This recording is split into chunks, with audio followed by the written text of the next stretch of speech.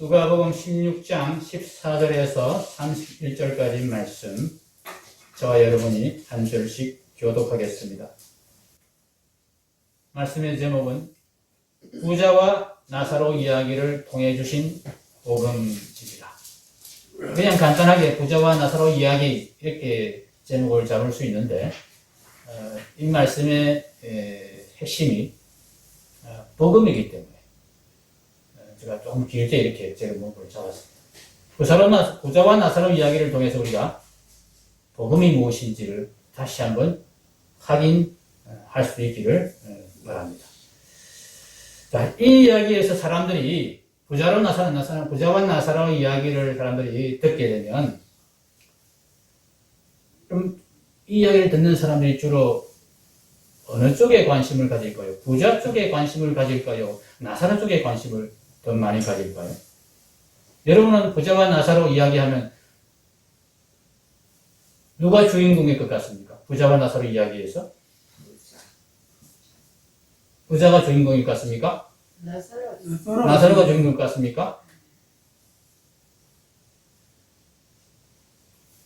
아무 의견 없으신 분도 있으십니까? 보통 이 이야기를 들으면 사람들은 땅에서 그렇게 어렵게 살던 나사로가 천국에 갔다더라. 천국에서 아브라함의 품속에서 행복하게 잘 살았다더라. 좋은 이야기죠.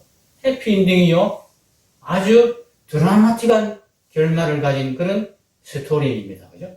영화로 만들면 정말 한편의 좋은 영화가 나올 수 있는 그런 소재입니다. 그리고 만약에 이 영화가 나온다면 단연코 주인공은 나사로가 되어야 되겠죠. 부자가 주인공이 되면 이 영화 아무도 안 볼 겁니다. 부자와 나사로 해가지고 다 영화가 나왔다. 드라마가 나왔다. 그런데 말이죠.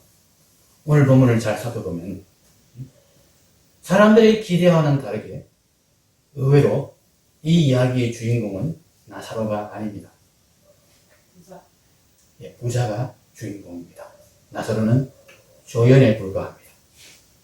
예수님께서 왜냐하면 두 가지 이유 때문에 그것이 확실합니다. 첫 번째로 예수님께서 이 이야기를 시작하신 이유입니다. 자, 오늘 말씀 본문 14절 처음 끝부분을 한번 보십시오. 바리새인들은 돈을 좋아하는 자들이라. 이 모든 것을 듣고 비웃거늘 앞에서 청지기 이야기를 하시면서 결론으로 13절에 돈 좋아하면 망한다 이렇게 말씀하셨어요. 집 하인이 13절에 집 같이 읽겠습니다. 집 하인이 두 주인을 섬길 수 없나니 혹 이를 미워하고 저를 사랑하거나 혹 이를 중히 여기고 저를 경히 여길 것임이니라. 너희는 하나님과 재물을 겸하여 섬길 수 없느니라. 이 이야기를 하니까 나는 하나님도 좋고 돈도 좋은데 이런 사람들이 있었단 말이에요. 돈도 좋아하면서 하나님 좋아하고 하나님 섬기고 왜 못해? 이러면서 속으로 비웃었다. 바리새인들이, 돈을 좋아하는 바리새인들이 이렇게 속으로 비웃었다는 얘기입니다. 그 비웃음에 대해서 대답으로 주신 말씀이 이 부자와 나사로의 이야기다 하는 것입니다. 그럼 누구에게 하는 이야기입니까? 가난한 사람들에게 주신 말씀입니까? 나사로 같은 그런 불쌍한 사람에게 주신 말씀입니까? 아니죠. 부자들에게 주신 말씀입니다. 그래서 이 이야기의 주인공은 부자입니다. 두 번째로 이제 부자와 나사로 이야기가 19절부터 31절까지의 예수님이 비유를 들어서 한 이야기를 만들어서 쉽게 설명을 했습니다. 앞에 이제 쭉 설명을 해놓고 앞에 내용 말씀을 해놓고는 그 말씀을 잘 이해하지 못하기 때문에 예화를 들어서 설명을 한 것이 19절부터 31절인데 이 19절에서 31절까지에서 나사로에 대한 언급은 단 3절에 불과합니다. 19절부터 21절까지가 나사로에 대한 이야기입니다. 아니 20절부터 22절까지가 나사로에 대한 이야기입니다. 19절이 부자에 대한 이야기고 20절에 나사로가 등장하죠? 나사로라 이름하는 한 거지가 헌재 투성이로 그의 대문 앞에 버려진 채 21절에 부자의 상에서 떨어진 것으로 배불리려 하며 심지어 개들이 와서 그 헌재를 핥더라. 여기까지 나사로 이야기죠. 근데 22절에 가면은 이제 나사로 이야기와 부자 이야기가 섞여 있습니다. 이에 그 거지가 죽어 천사들에게 받들려 아브라함의 품에 들어가고, 여기까지는 나사로 이야기고, 그 다음에 부자도 죽어 장사됨에 이제 부자 이야기. 이 이후로는 23절부터는 다 부자 이야기입니다. 부자가 음부에 들어가서 뭐라고 하고, 그 부자의 말을 듣고 아브라함이 어떻게 대답을 하고 한 내용이 다 끝까지 부자와 나서는 부자의 이야기. 전체가 19절부터 31절까지가 전체 13절입니다. 13절인데 13절에서 3절이 나사로 이야기고 11절이, 왜냐면 한 절이 중복되기 때문에 11절이 부자 이야기입니다. 11대 3. 당연히 이 이야기의 주인공은 부자인 것이죠.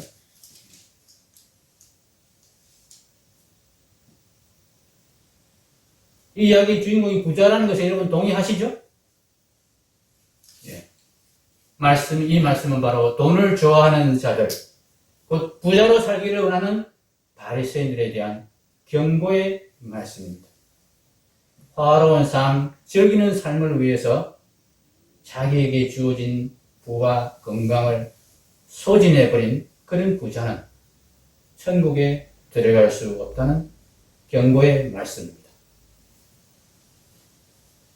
물론 나사로처럼 재물도 없고 건강도 없이 고난으로 가득한 삶을 살아야 천국에 들어갈 수 있다는 말씀은 아닙니다. 나사로를 주인공으로 삼으면 그렇게 이 말씀을 오해하게 됩니다. 오해하지 마시기 바랍니다. 다만 그런 나사로의 삶이 천국에 가기 위해서 더 안전한 길이 된다는 것은 우리가 충분히 납득할 수 있는 일입니다. 반대로 부와 건강, 세상에서 잘 나가는 것이 오히려 복음을 믿는 것에 장애물이 될 수 있다는 것. 이것이 오늘 말씀의 가장 포인트입니다. 사랑하는 성도 여러분, 부자로 살고 싶지요? 부자로 살기 싫으신 분 손 한번 들어보십시오. 네, 아무도 없으시죠? 그런데 오늘 말씀을 여러분이 잘 들으셔야 됩니다. 오늘 말씀을 통해서 부자로 사는 것이 얼마나 위험한 일인지를 여러분이 아셔야 돼요. 이것을 알고 나면 부자로 살고 싶다는 마음이 싹 없어지실 겁니다. 그래야 됩니다. 오늘 말씀 듣고 나면 나는 부자로 살기 싫어. 이런 마음이 진짜 드셔야 돼요. 우리는, 성도는 부자가 될 수는 있어도 부자로 살 수는 없는 사람입니다. 적어도 이 땅에서는 그렇습니다. 하나님 나라가 완성된 천국에서는 우리가 얼마든지 부자로 살 것입니다. 우리 모두가 부자로 살 것입니다. 그런데 지금 이 땅에서는 우리가 부자로 살 수가 없습니다. 예수님께서는 우리가 이 땅에서 정말 이 위험한 부자의 삶을 살지 않도록 하기 위해서 오늘 말씀을 주셨습니다. 이 말씀을 통해서 부자로 사는 삶, 그 삶의 문제점과 또 해결책을 한번 확인해 보겠습니다. 부자가 누구입니까? 구체적으로 이 부자는 바리새인들입니다. 바리새인들. 이들의 특징을 말씀이 이렇게 이야기했습니다. 14절에 바리새인들은 돈을 좋아하는 자들이라 이렇게 말했습니다. 돈을 좋아하는 자들입니다. 돈 좋아하지 않으면 부자가 되기 어렵습니다. 부자가 되더라도 부자로 살기는 더 어렵습니다. 돈 좋아하는 부자에게 겉으로 드러나는 부분이 문제점이 있습니다. 이것을 부자와 나사로 이야기를 통해서 예수님이 처음부터 바로 단도직입적으로 꼬집어 주십니다. 부자와 나사로 이야기가 19절부터 시작되죠. 19절 한번 가보십시오. 19절 첫머리에 이 부자에 대해서 주님이 어떻게 말씀하십니까? 같이 읽겠습니다. 한 부자가 있어 자색 옷과 고운 베옷을 입고 날마다 호화롭게 즐기더라. 여러분 이렇게 살고 싶죠? 자색 옷과 고운 베옷을 입고 날마다 호화롭게 즐기면서 살면 얼마나 좋겠습니까? 근데 부자가 그렇게 살았다.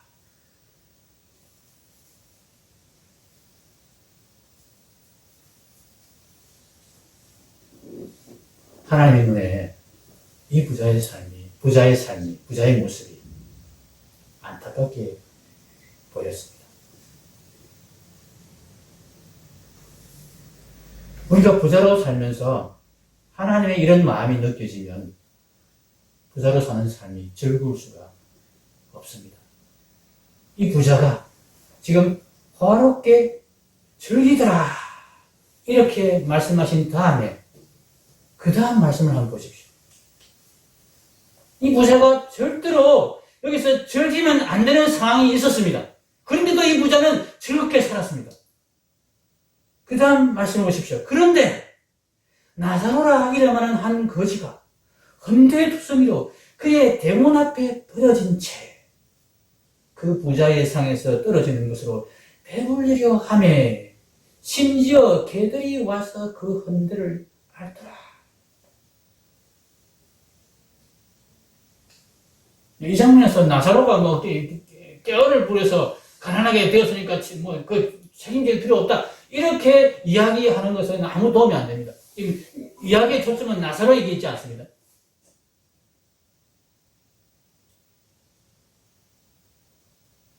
나사로라는 이름은 엘리에셀이라는 히브리식 이름의 헬라 번역 이름입니다.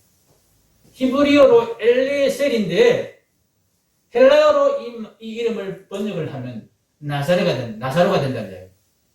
히브리어 엘리에셀은 무슨 뜻이냐면 이 이름의 뜻이 하나님이 돕는 자 그런 뜻입니다.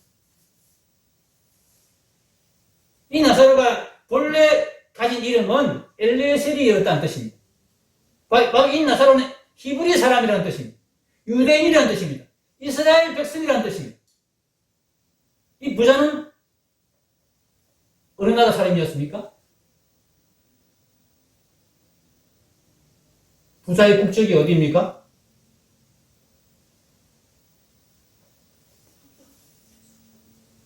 그것이 어디 나옵니까? 그렇겠지요. 예. 부자가 나중에 음부에서 아브라함을 보면서 뭐라고 그럽니까? 아브라함을 어떻게 부릅니까? 아버지 아브라함이요. 자기가 아브라함의 자손이라는 뜻입니다.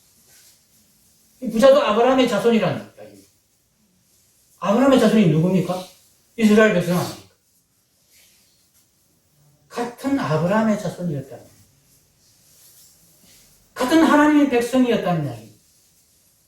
같은 하나님의 백성인 나사로가 사실은 우리가 따져보면 나사로가 깨어ಳ್ಳ어서 가난해진 것이 아닙니다. 어디서 그걸 알 수 있느냐? 20절에 보면 대문 앞에 버려진 채 버려졌다. 자기 스스로를 돌볼 수 없는 그런 상황인데 누군가 돌봐줘야 되는데 돌보다가 힘드니까 버려버렸다. 부잣집 대문 앞에 버렸다. 이 집은 부자니까 그래도 좀 도와줄 수 있겠지. 그런 기대를 가지고 누군가 버렸다는 얘기입니다. 그런데 이 부자는 나사로를 돌보지 않았어요. 부잣집 쓰레기통을 뒤지면서 그렇게 살아가려고 했는데 그나마도 제대로 살 수가 없어서 헌데를 알았다 되어 있는데 헌데는 이게 진물이 나는 상처를 말합니다. 그 징후리 되는 상처를 치유하지 못하고 나사로가 그냥 죽고 맙니다. 아무도 돌봐주는 사람이 없는 상태에서.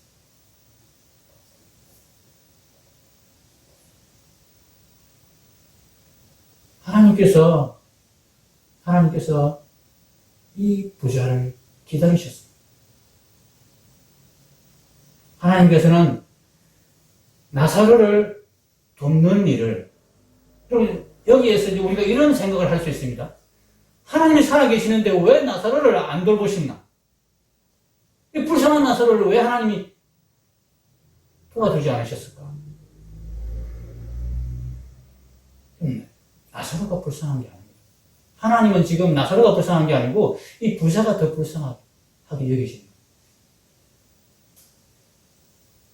나사로는 하나님의 도움을 받고 있고 이 땅에서 지금 비록 고난을 받지만은 그에게 천국이 약속되어 있는 그런 믿음이 있습니다. 그래서 나사로는 잠시 고난을 받을 뿐이지만은 그에게는 영원한 생명, 영원한 나라가, 하나님 나라가 약속되어 있기 때문에 하나님은 나사로를 불쌍히 여기는 게 아니고 영원한 하나님 나라를 바라보지 못하고 땅에서 즐긴다고 정신없이 그렇게 살아가는 이 부자가 하나님이 염려스럽습니다. 그래서 하나님이 부자의 집 앞에 나사로를 가져다 놓은 겁니다. 부자가 자색옷과 고운 베옷을 입고 날마다 호롭게 즐길 때에 나사로 바라보라. 나사로 보면서 마음에 좀 찔리라고 하나님이 거기 데려다 놓으십니다. 여러분, 옷을 입고 날마다 화롭게 즐기더라. 이 표현이 의미하는 바가 무엇입니까? 고운 옷을 입고 즐겼다는 이야기는 집안에서 즐겼다는 이야기가 아닙니다.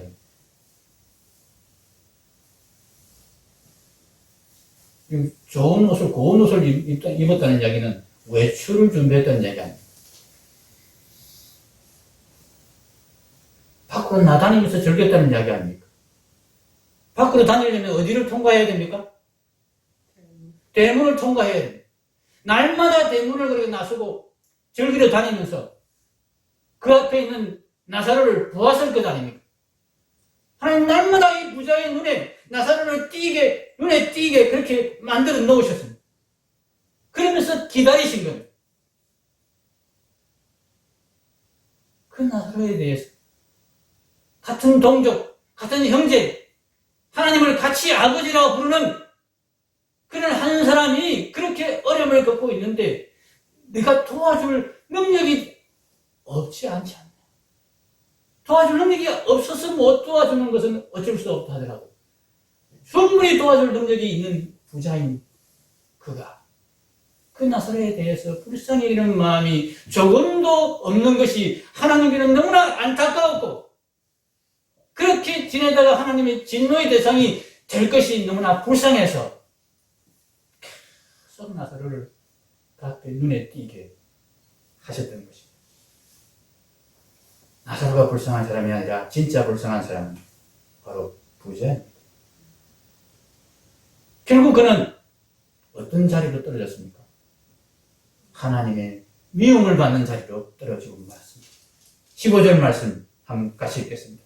예수께서 이르시되 너희는 사람 앞에서 스스로 옳다 하는 자들이나 너희 마음을 하나님께서 아시나니 사람 중에 높임을 받는 그것은 하나님 앞에 미움을 받는 것입니다. 하나님 앞에 미움을 받는 자의 모습을 예수님께서 지금 19절에서 31절까지 이 이야기를 통해서 가르쳐 주시는 거죠. 이게 하나님의 미움을 받는 자의 모습. 이렇게 살면 하나님께 미움을 받는 부자로 살면 세상에서 부자로 산다는 의미가 무엇입니까, 여러분?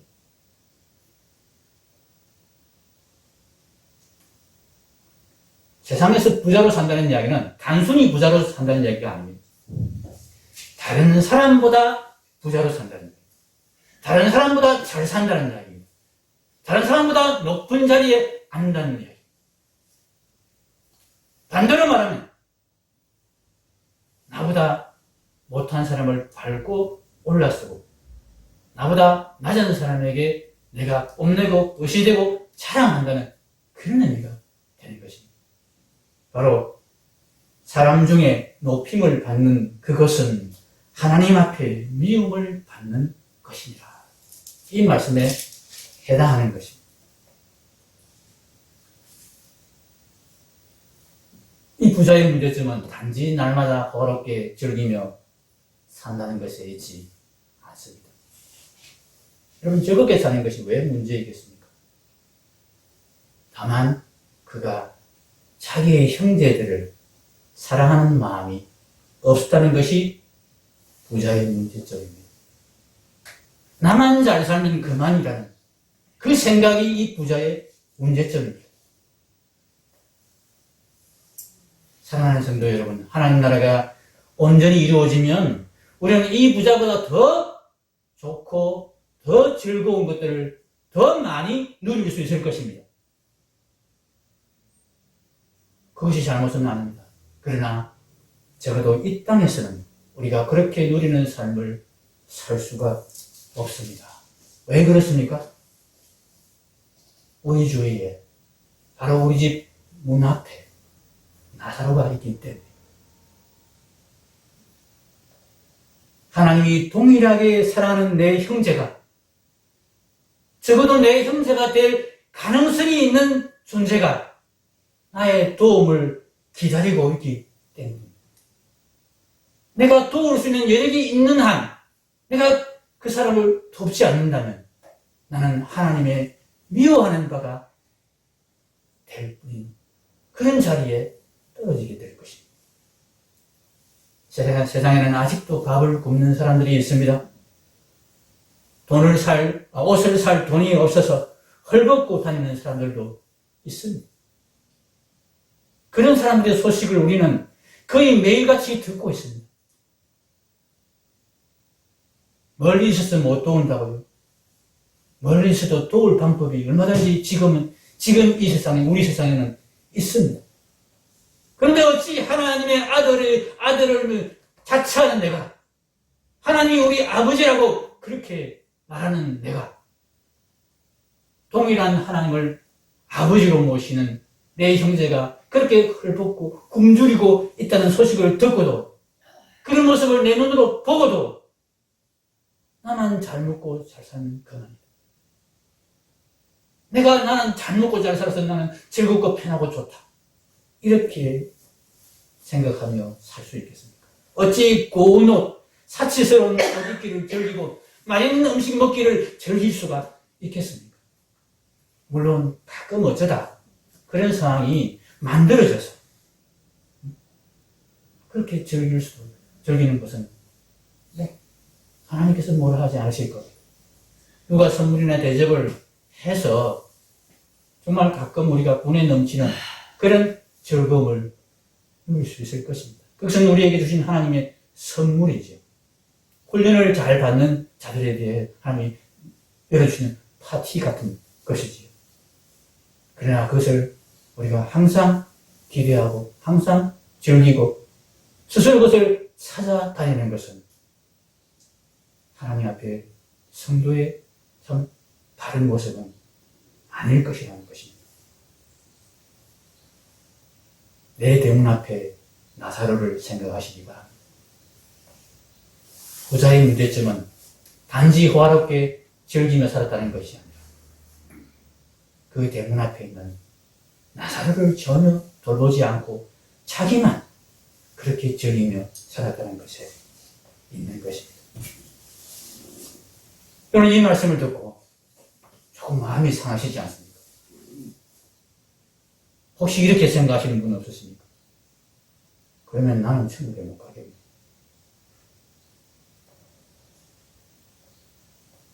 예, 그런 생각 드셔야 합니다.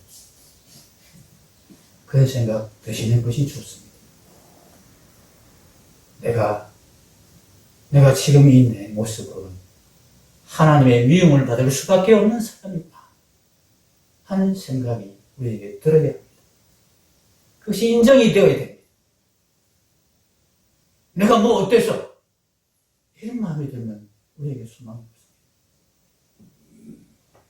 이런 마음이 우리에게 참 우리의 모습을 참 하나님 앞에 내어놓고 하나님 어쩌면 좋습니까? 분명히 잘못된 마음인데 이 마음이 포기하지 않고 그래도 나는 자꾸 잘 살고 싶고 많이 누리고 싶고 남보다 더 좋은 거 입고 싶고 좋은 거 먹고 싶고 좋은 곳 가고 싶고 그런 마음이 제 마음에서 없어지지 않아요. 하나님 어떻게 하면 좋습니까?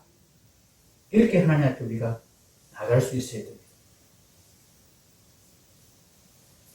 하나님께서 예수님께서 우리에게 이런 마음을 가진 우리에게 해결책을 제시해 주십니다.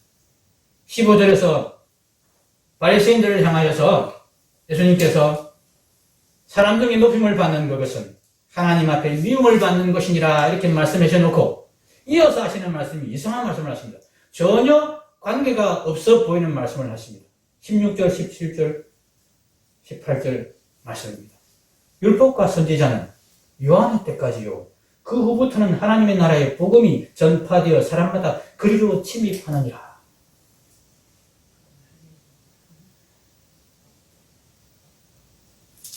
율법이 이제 율법의 시대가 끝났다. 이제 복음의 시대가 왔다. 이렇게 말씀하십니다. 그러면서 17절에 또 다른 말씀을 하십니다. 율법이 끝났다 그래놓고는 17절에 뭐라고 그럽니까? 그러나 율법의 한 획이 떨어짐보다 천지가 없어짐이 쉬우니라. 율법이 안 끝났다는 얘기죠. 율법이 끝났다 그래놓고 또 안 끝났다 그래놓고 이렇게 이야기하시는 것도 이상한데 이 장면에서 지금 율법 이야기를 왜 합니까? 복음 이야기를 왜 합니까?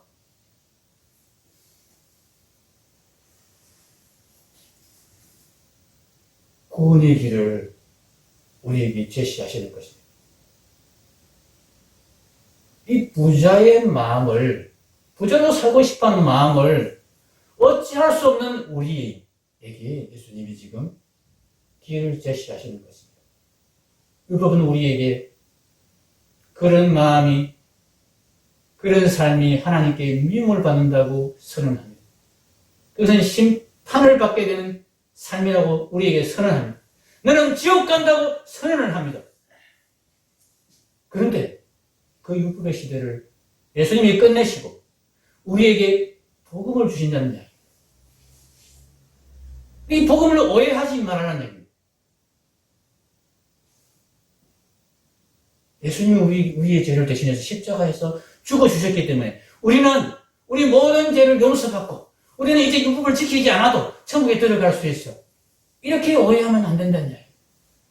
예수님이 복음이 되어주셔서 우리를 천국으로 인도해 가시고 우리를 구원하시는 것은 율법을 지키지 않아도 된다. 이렇게 말씀하시며 구원하시는 것이 아니라 우리를 율법 지키게 만드셔서 온전히 지키게 만드셔서 구원하신다. 율법은 우리에게 이렇게 해야 천국 간다. 이거 지켜야 천국 간다. 이렇게 제시할 뿐입니다.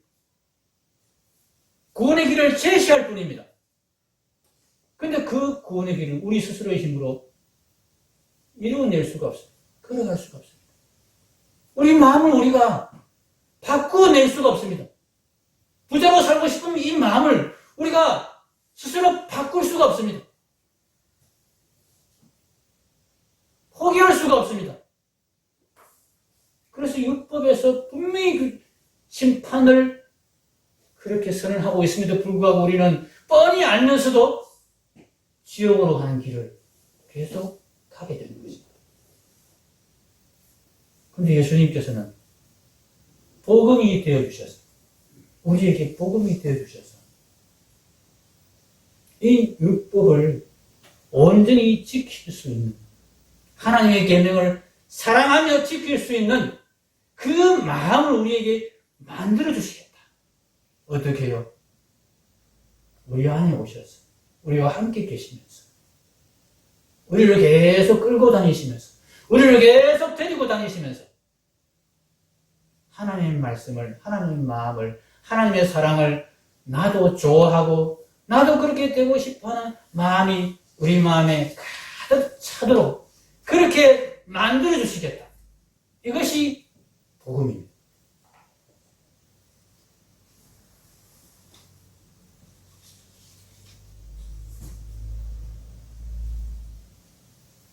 예수님을 믿는 것은 바로 이 예수님의 약속을, 복음의 약속을 믿는 것입니다.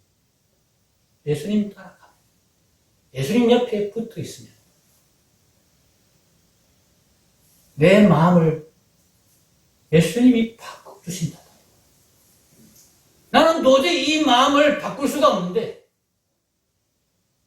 나는 도저히 부자로 살고 싶은 이 마음을 포기할 수가 없는데, 예수님이 이 마음을 바꾸어 주셔서 내가 정말 하나님의 계명을 사랑하고 하나님이 정말 원하는 그런 사람이 되게 해주신다.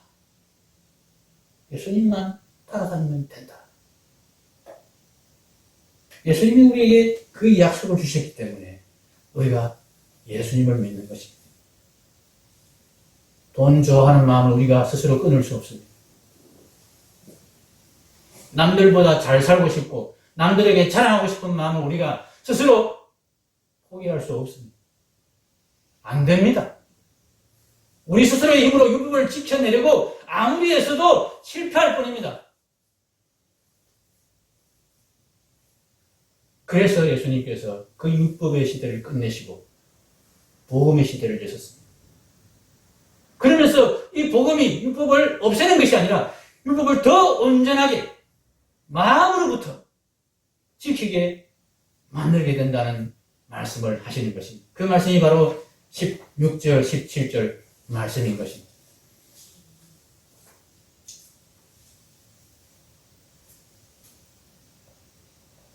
우리가 예수님을 믿었습니다.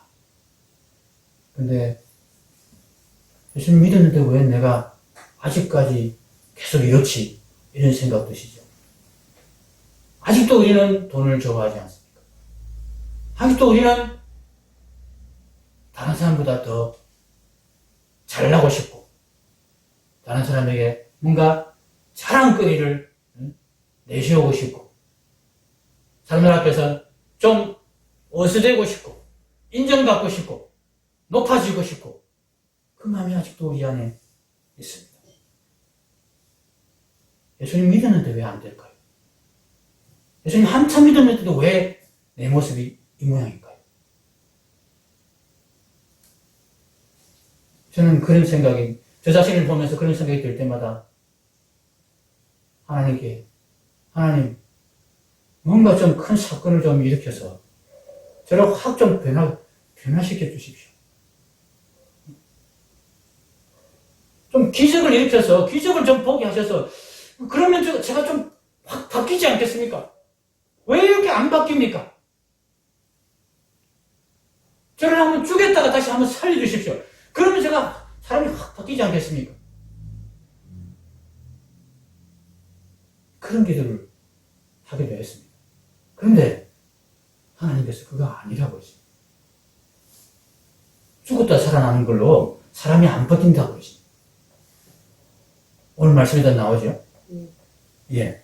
뭐라고 그랬습니까? 이르되, 27절에 보면은, 이르되, 그러면 아버지여 구하노니 나사로를 내 아버지 집에 보내소서. 내 형제 5이 있는데 그들에게 전하게 하여 그들로 이 고통받는 것을 오지 않게 하소서. 나는 지금 어차피 망했으니까 어쩔 수 없는데 내 형제들만이라도 좀 구원해 주십시오. 나사로를 다시 살려서 보내면 죽은 자가 다시 살아 돌아와서 이야기를 하면 그 사람들이 확 그 말을 듣고 확 변하지 않겠습니까? 안 된다.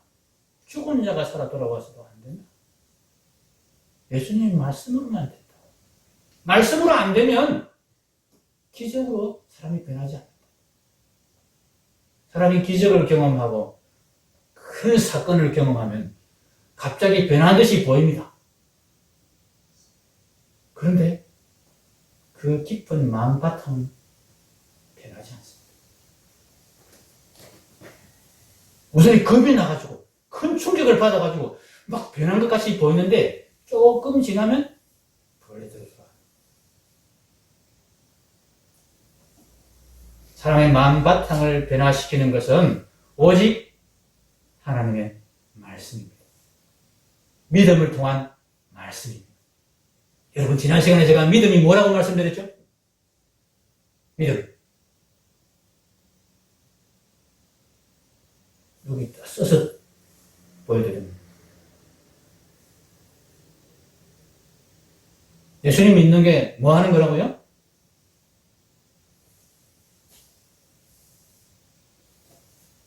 다음 시간에 또 물어볼 겁니다. 이번엔 같이 드리고.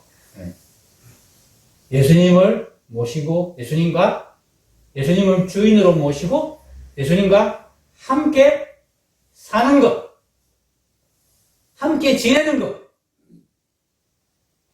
그래서 영어로 believe in이라고 그런다고.